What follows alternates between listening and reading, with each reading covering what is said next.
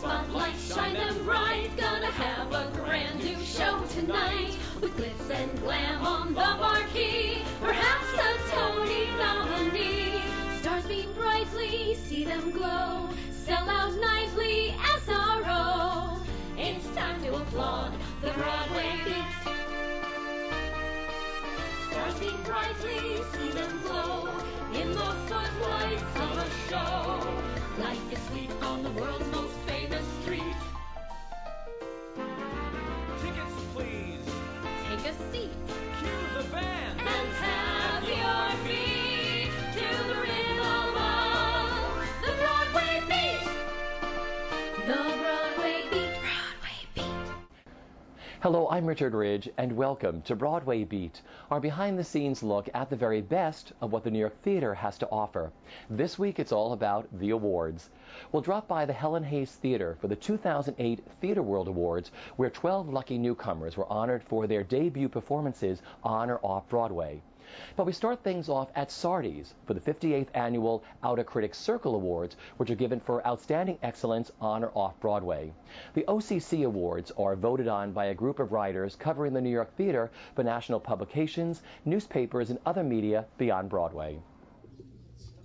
Pulitzer Prize-winning playwright Tracy Letts has thrilled New York audiences with his delightfully violent Killer Joe and the rewardingly disturbing Bug. Now with the arrival of the Weston family on Broadway, the American theater has another memorable, albeit dysfunctional, family reunion to attend. The OCC Award for Outstanding New Broadway Play is August Osage County. Yay! It just feels terrific. It's been the New York theater community has just been so warm and accepting and welcoming of us. We've had a great time, and it's just an embarrassment of riches. And I'm thrilled that they've acknowledged the work, not only of my work, but the work of all the people who've participated in August Osage County. It's a lot of fun. You know, you and I first spoke that first day of rehearsal in New York, and then the strike happened, and no one knew what was going to happen in New York with any of the plays this season in general. But your group really reunited with themselves here during that time period, didn't they? Oh yeah, that was a tough spell for a lot of people. Just the unknown was very scary, not knowing when it was going to be over, if it was going to be over. And we knew that play without stars, that 3.5-hour drama with 13 characters, the cards were kind of stacked against us if things didn't break just right. So fortunately for us, it did. But yeah, during that time, it was a time where either we were going to pull together or sort of fall apart. And I think we all did. And just talk about, you won the Pulitzer Prize, you won every accolade possible for this play. Is it all surreal for you right now? Yes, it's beyond belief. It's just thrilling. When you write a play, when you're sitting alone in your house working on a play, your wildest dreams don't come up with these kinds of results in terms of the audience response to the thing and the success of the thing. It's just far beyond anything I could have hoped for or anticipated. What's been the biggest thrill for you with having your play in New York?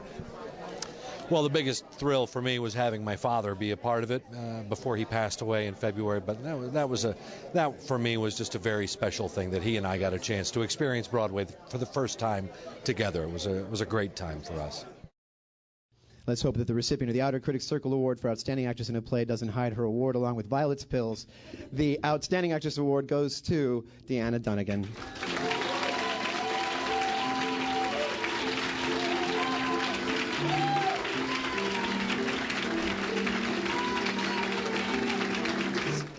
I'm stunned. I'm shocked. I'm so thrilled because 99% of my career has been in the outer circle.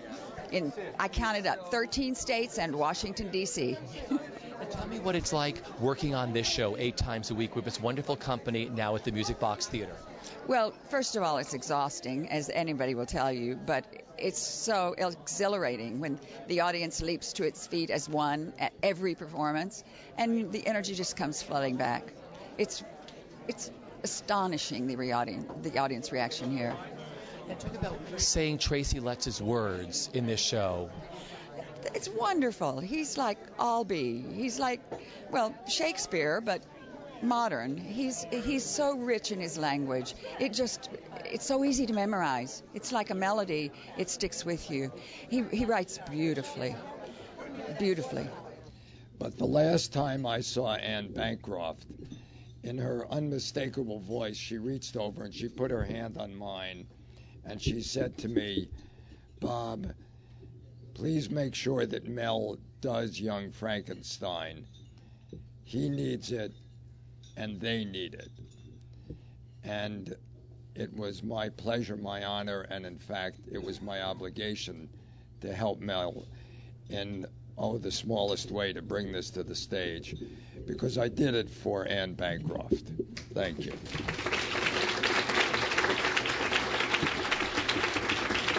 This is Thomas Meehan. Well, after that, we all loved Anne so much, and so that makes it even more special today that we won this. But I just want to say once again, what great privilege it is to me to work once again with Mel Brooks, as we did on some movies together and on the producers. He's the great comic genius of the century, whichever century we're in. And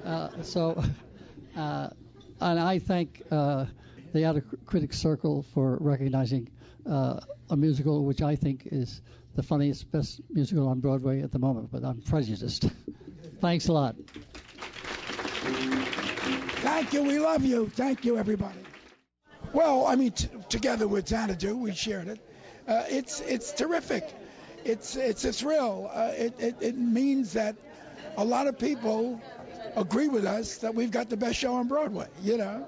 It also, you know, it's nice to have people out there who not only, I mean, our audiences stand up and cheer, but it's also nice to have it resonated, you know, with a great award like this. So it's great.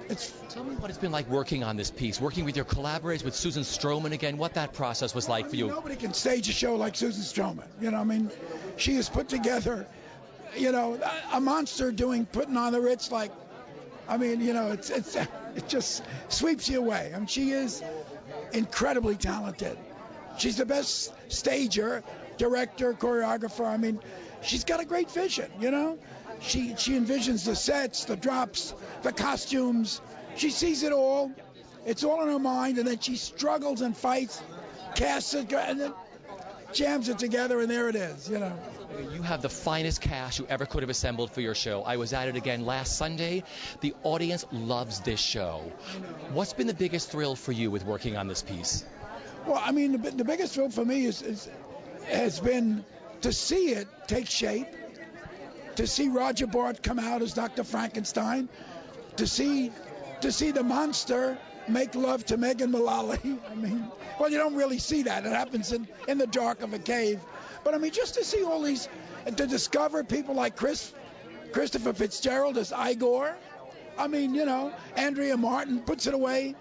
She knocks it out of the park every night as Frau Blucher. You know. And, you know, Fred Applegate is both Inspector Kemp and the Blind Hermit. And Sutton Foster is like one of the greatest things ever to hit Broadway. She's going to be in Shrek, by the way. She's going to be the female lead in Shrek. I mean, so we've got one fabulous, talented person after another, you know, run this, you know, it's been a delight. And next to normal, composer Tom Kitt.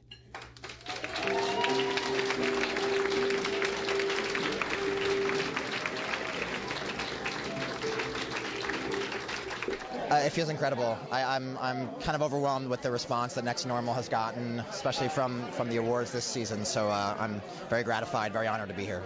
And tell me what it was like working on this show for you in general.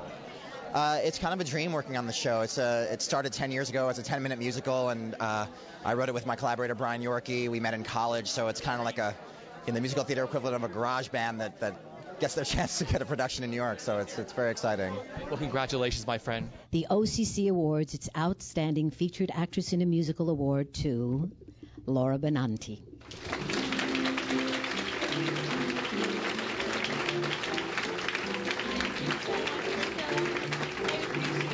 feel excited and honored to be here and relieved to know that I've already won. This one you knew in advance for. Yes. You'd think I would have a speech, but I still don't. I still am like a jinx-aholic, I guess. I'm too scared to write speeches, so I'll just think of it when I'm up there. You are so remarkable in this show. I spoke to someone the other day, and someone said, I think she's the first Louise ever to win and win straight across the board. I don't think Louise have ever won for Gypsy. And they kept saying, oh, that was a curse for all these years. And I'm like, well, if anyone can break it, Laura can break it. Tell me again, once again, what it's like doing this show 8 times a week and working with this wonderful company. It's a joy. It's not work. You know, I get to go to work and I play. And I get to play with the most brilliant people in theater. So I just feel completely honored. I feel happy every second that I'm there. You know, I never feel like, 8 times a week. I just am ecstatic. I love being there. Just working with theater in general, what that means to you. Oh, I mean, it's really the only aspect of the entertainment industry that you don't do to become a famous person. You do it because you love it. You do it because of the skill, because of the craft, because you get to do it live in front of however many people you get to do it in front of 8 times a week. And there's something so beautiful to me about that, and the people in the community who choose that as their living. I just think it's wonderful, and I'm grateful to be a part of it. Show everybody first, because it's absolutely gorgeous piece of art.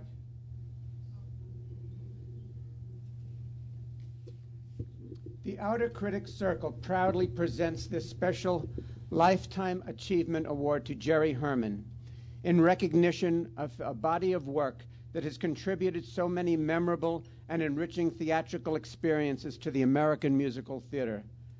For your understanding of the human experience that you have masterfully instilled in your lyrics and unforgettable melodies, for bringing great joy and an unending source of pleasure to musical theater lovers the world over, the Outer Critics Circle pays you tribute today for your talent, artistry, and generosity of spirit, which shall always endure. Presented May 22nd, 2008 at Sardi's Restaurant, New York City, New York.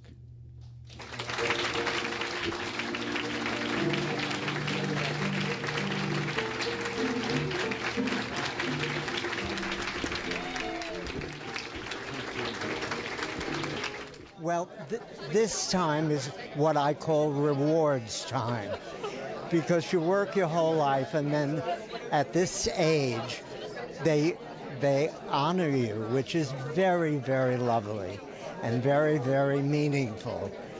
But the whole thing has been just a joy. I loved writing songs for the American musical theater, and I love being here now to celebrate all that.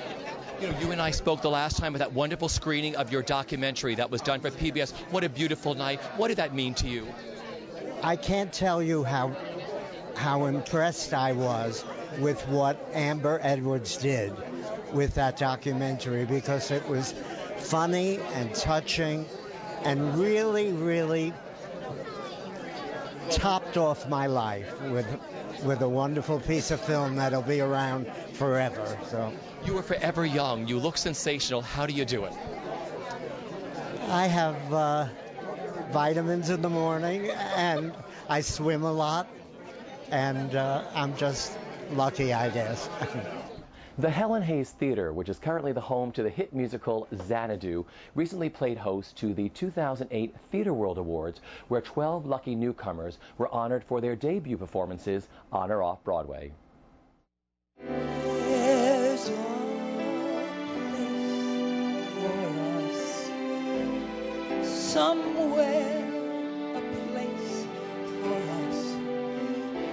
Take my hand and we're halfway there. Hold my hand and I'll take you there. Somehow, someday.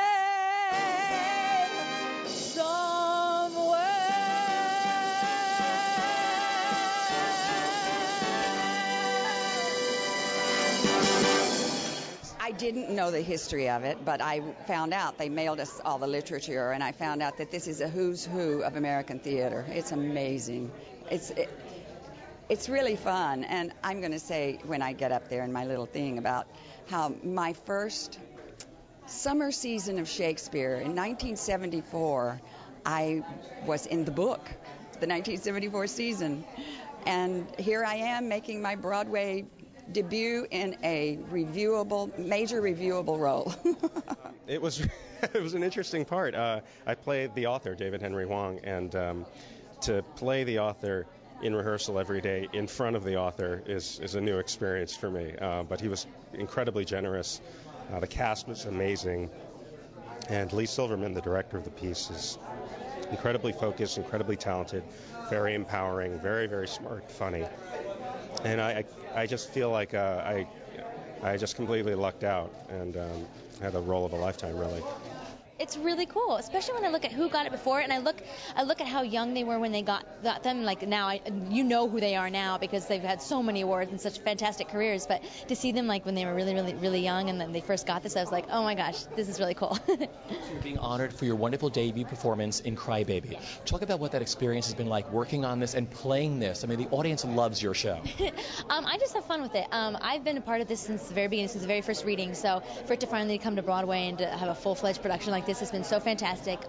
For me, it's so neat to get this award too because I've put so much. I've created the role and I've done a little bit of writing myself in it and added little things that weren't on the page, you know. So it's been fun for me because I've had a lot of freedom. So it's nice to kind of get recognized for what I brought to it, you know. The response from the audience, especially after Happy Talk, that's for myself. Because everyone is used to hearing that done in a completely different manner. And then our director, Bart Sher, had a completely different vision for Bloody Mary as most people know her. And so there's always a gasp at the end of the song because it's not a cute song. It's something that's very desperate and vulnerable. So that's very special for me. And the other moment that's special for me is the audience reaction 2 times in the night. After There's Nothing Like a Dame, and you have all the guys singing on stage. And after Paolo Jot sings This Nearly Was Mine, we have to stop conversation no matter where we are every single night just to hear the audience reaction to him because he's so magnificent.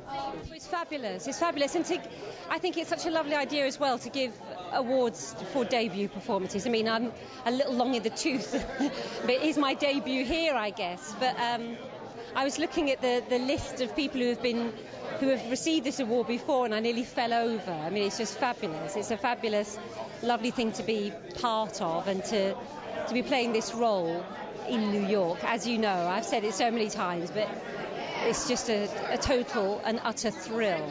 And we found out that, you know, we're probably going to be closing soon. So I really feel like I'm going out with a big smile on my face and so many wonderful memories, so many wonderful memories. I am Catholic, hear me roaring numbers too big to ignore. And I'm not gonna hold it back no more. No, you won't deny. C-H-E-H-L-I-C, Catholic with a capital C. That's how you were meant. That's how you were meant. That's how I was.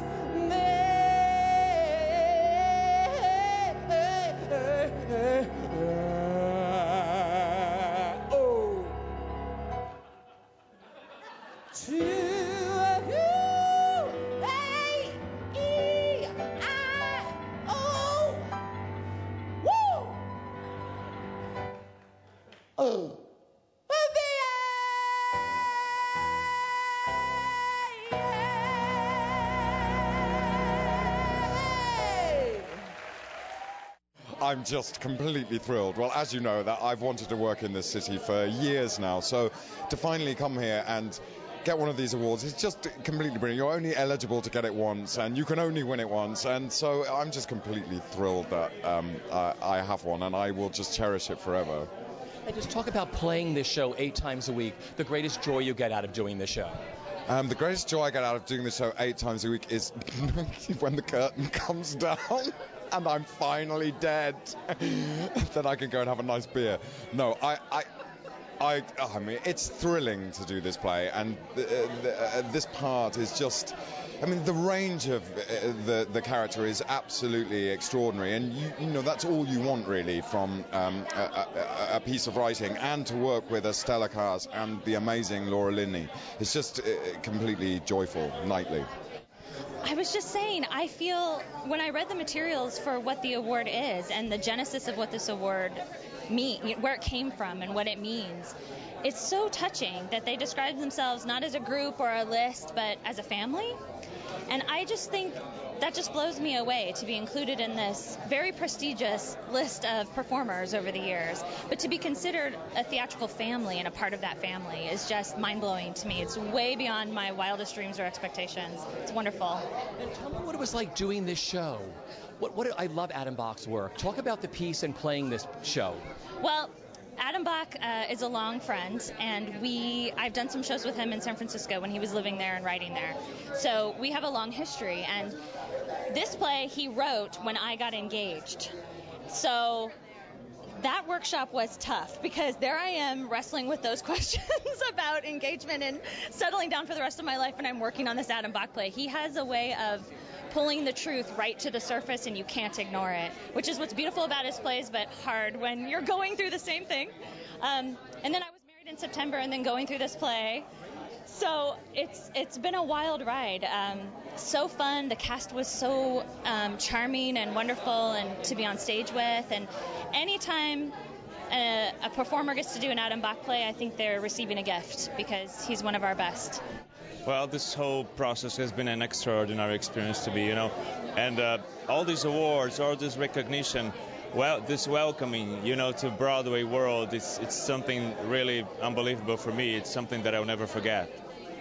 And this award is given for debut performance, and the list is amazing. It's like the who's who of the American theater, which you are now a part of.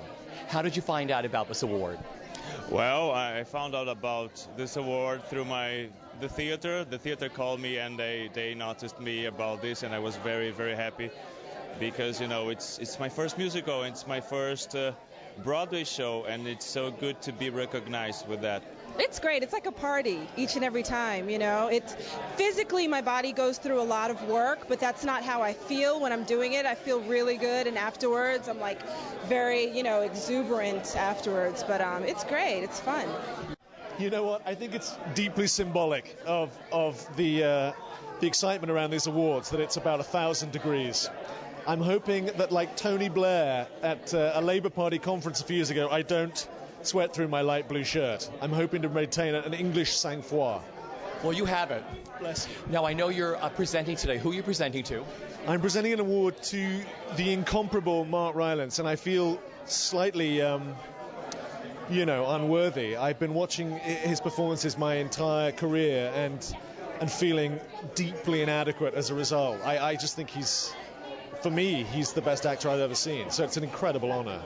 Well, the character has certain needs, and certain, the energy of falling in love for the first time with who, in my mind, a woman who's going to be his, life partner. That's a big energy. So once that happens, it's very enjoyable to play. And then the audience is always very different. They always find slightly different things funny. So that's a bit like surfing. I mean, there's a certain energy of getting yourself up on the board, I guess, of turning up. But then really there's a great energy in the story, and in and if you're open to what the audience is bringing, then they're like the waves of the ocean. Once it gets going, you're really going. And I have a lucky part. I don't have to go off and sit off stage a lot. I'm kind of in the midfield, like a soccer player in the midfield, dealing with the ball all the time. So it's very it's almost meditative. In fact, Bradley described it well the other day as a Japanese tea ceremony with tits. Honestly, what's most special now is that the fact that so many people are seeing the show. I think we always believed in the show when we did it at Sundance 3 or 4 years ago. But now the fact that a large amount of audience members, both New York and out-of-towners, are coming to see the show, and that feels good, because I think the story is important. Audiences have fallen in love with your show. Why do you think it is? I think, it's familiar in that it's a coming-of-age story, but the way that it's told is so refreshing that I think people have been looking for that. It's still the Actors Award. You got yours for On a Clear Day, was it? Yes, 1966, I think. Take me back to then and what this award meant to you. Well, I was very young, and of course, On a Clear Day was my first starring role, so that was very exciting. And I had no idea what the Theatre World Award was, and it was a different animal in those days. It hadn't been around that long. And of course, John Willis was from Tennessee, so I'm from Tennessee, and so I thought I had a special connection to it. But I had no idea that it was going to keep happening every year. How many years has that been? It's been many years. I think it's in the early 1940s. That's what, 50? 40s, yeah. 50 years. At least, yeah. For me, I mean. Yeah. Oh, yeah. 50, so I've missed... I almost missed today because I was off 2 weeks. It's on my calendar for the 24th. And then I got a call that I get up here. Right. You know what's very special about this award? For people who are starting out, it sort of gives you that recognition of saying, you did a good job, you're doing the right thing. Yeah, but, you know, and they talk about the family of theater, but this really is like a family because you see the same actors every year, and if you stay in the business and you win this award, you're going to see your old buddies every year, and they're going to see you, and it's a renewal. It's like a it's more like a revival, or what do you call it when you go back to high school and to your reunion? A reunion. It's more like a reunion than it is an award ceremony. I'm not a queen, though I have played the part. I've no patience for carving in stone. All that I have are my skill and my art, and this chance to make both of them known. This is my key to the portal, how I can leave something immortal, something that time cannot make disappear.